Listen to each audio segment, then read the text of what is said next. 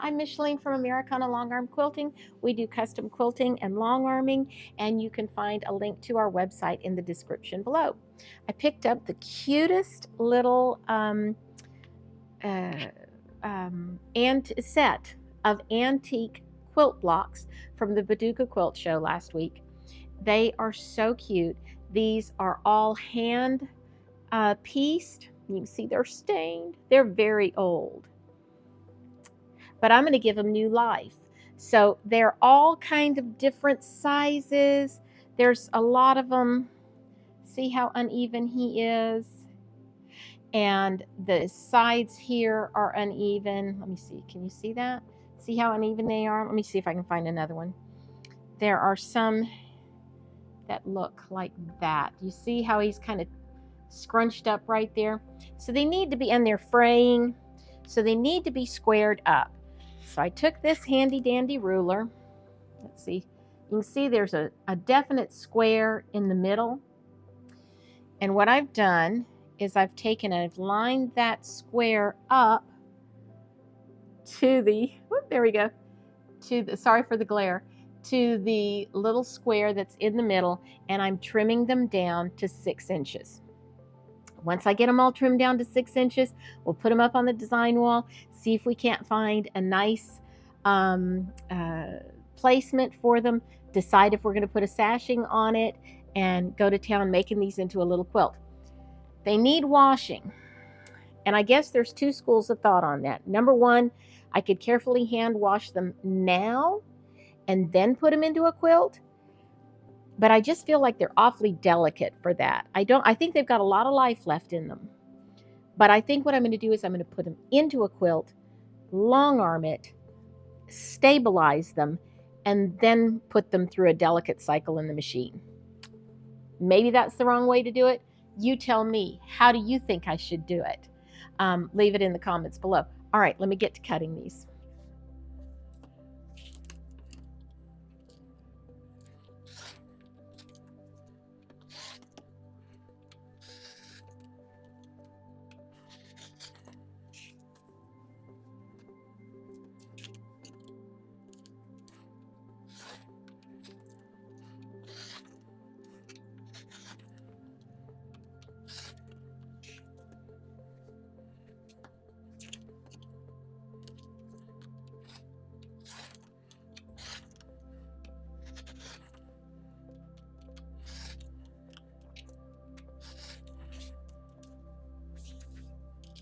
All right, here they are on the wall.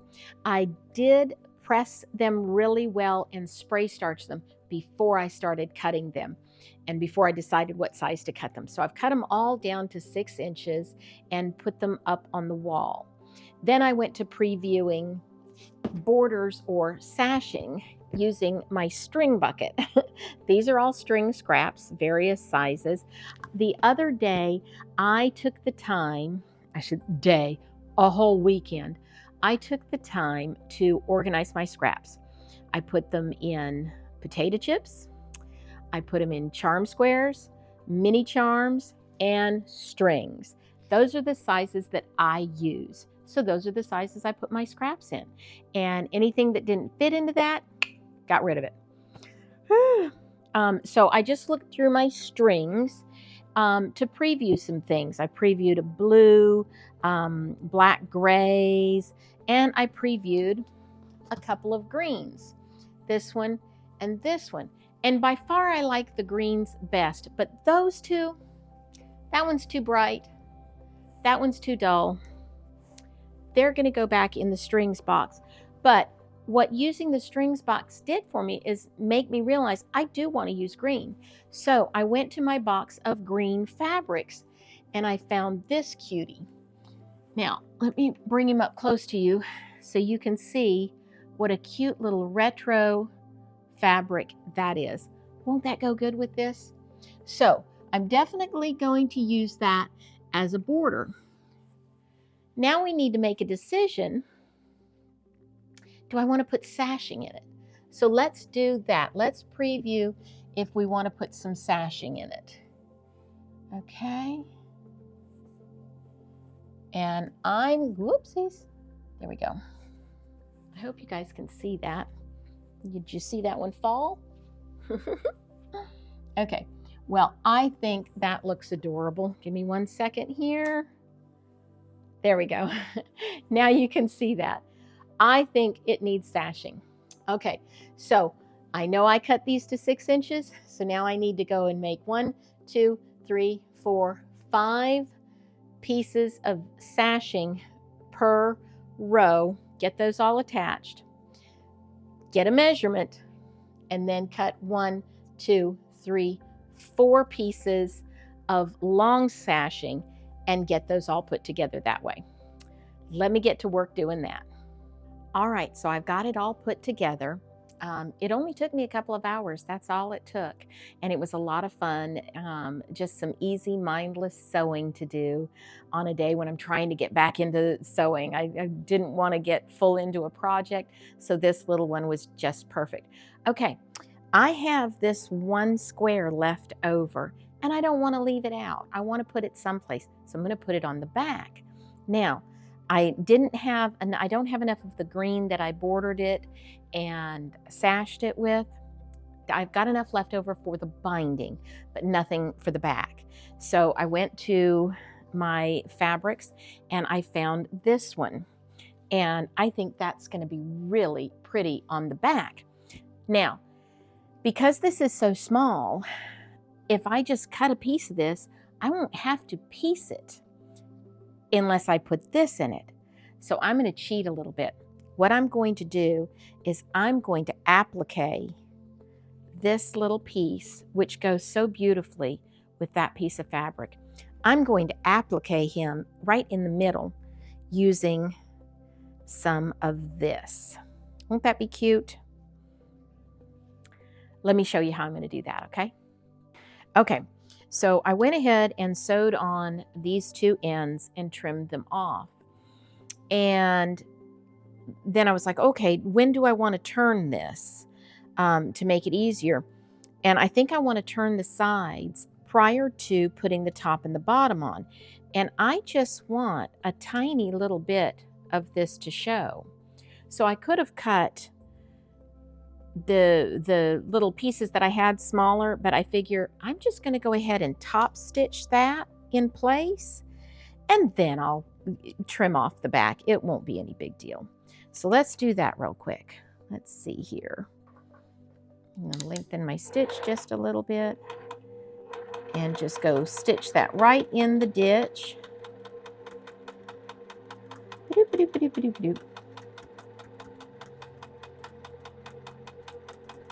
Like so. Okay. So I've stitched that right there in the ditch. And now I'm just going to take and trim that off just a little bit. But first I'll do this other one. Get him done. Oh, that looks so cute. It's just a way to bring in that color from the front of the quilt onto the back. I didn't need to do that, but you know, why not?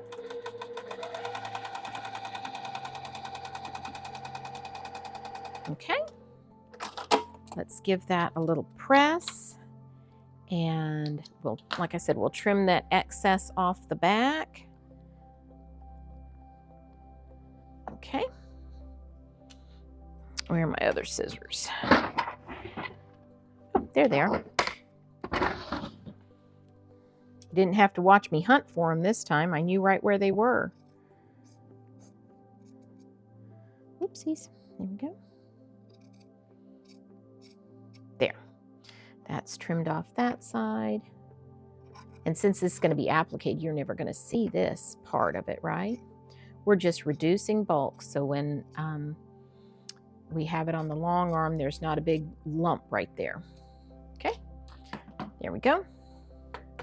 Now I've got 2 longer pieces, and we'll put that on these sides.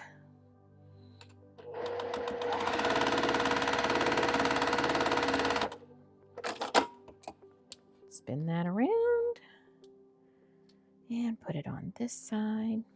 I guess I could save a little bit to go into my string basket, huh? Jeez, I wasn't very economical with that other side. Okay. Now, set that, spin those over.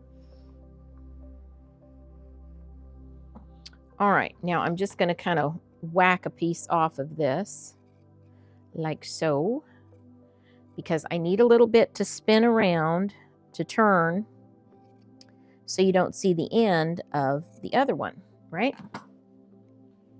What I mean is I need this piece, see if I can get it to where you can see, to go like this. I need this piece to turn like that before I do that so that that is covered, okay? But that's not a great big problem, is it? I'm just going to take it over here to the iron, and we're going to turn those little edges over. Let that sit there while I'm fiddling with the next one. Get them good and pressed. There we go. Oh, this one's just got barely a little tiny piece. It's okay. All right. Now we're going to spin this over like so and bring it back here and sew that down.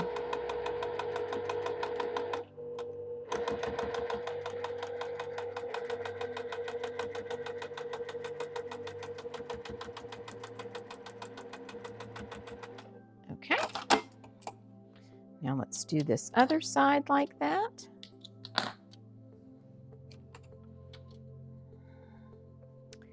Get him flipped just to cover that. Here we go. Do a little bit of hand pressing. I've got this one tucked a little bit too much. Here we go. Okay.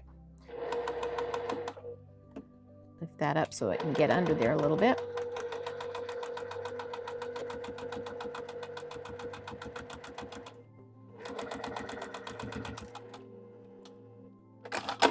Okay, now all I've got to do is trim those little pieces off.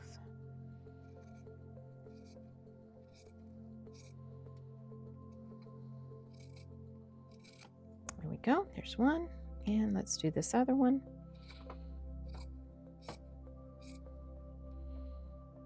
Whoopsies. Thought I was cutting a seam underneath. Okay, those will go in my crumbs. So this is now what we've got.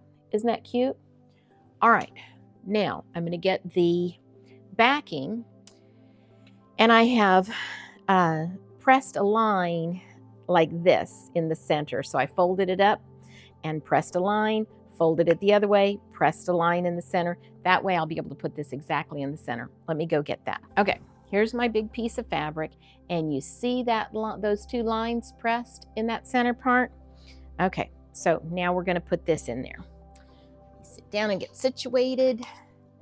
Move some stuff off my table here. Okay, what I think I would like to do is, oh, I unthreaded my machine with all this going on. Okay, so what I think I would like to do, rather than put it on square, I'm going to put it on like so. There. Just like that. Let's pop a couple pins in there so it doesn't move around when I'm sewing it, okay? This is going to be so cute on the back. And then we've not left any block behind. We've used all of our blocks. Okay. Now I need to rethread my machine. Do you guys have luck threading your machine with the automatic little threader things? I don't. They never work for me. What is the trick? If you know a trick to using the automatic threaders, let me know. Let me get that out of my way. Because the older I get, the harder this is to do. There we go. All right, I got it. Okay. Now I'm just going to go along the edge. Come on, fabric. Don't want to throw my scissors on the floor and hit my toe. Okay, now I'm just going to go along the edge of my fabric and do a little back stitch there.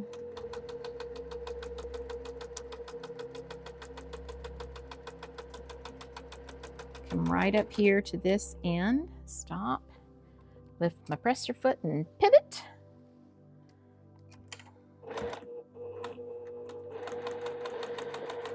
There we go. You know, oftentimes we think, oh, well, I would have to piece the back. And yeah, you can piece the back to do this sort of thing, or you can just applique it on, right? Oh, my thread broke. Let me see what's going on here. And I will, it wasn't the bobbin's fine. No idea what happened there, but I got it rethreaded, and now we're going down the home stretch.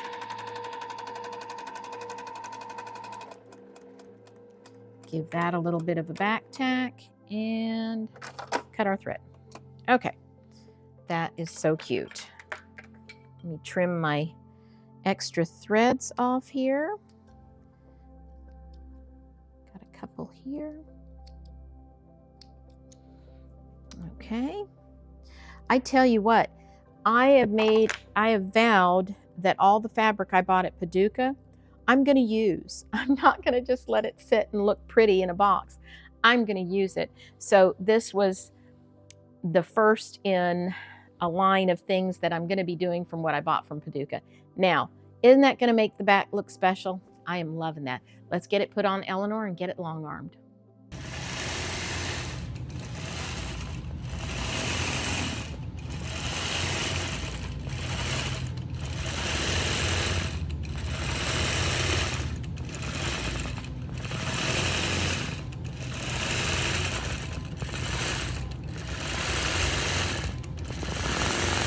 I got it all finished, and boy, do I love it.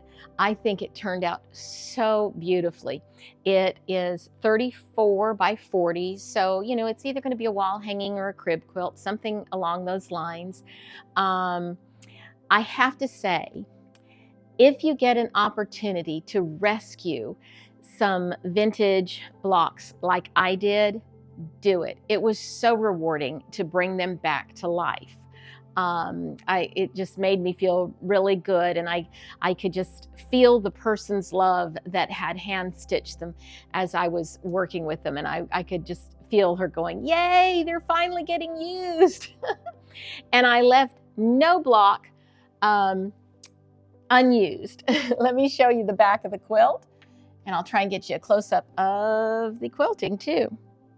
So that is the block that was left behind from the front. And look at this adorable quilting pattern. I just think that's so cute. All right.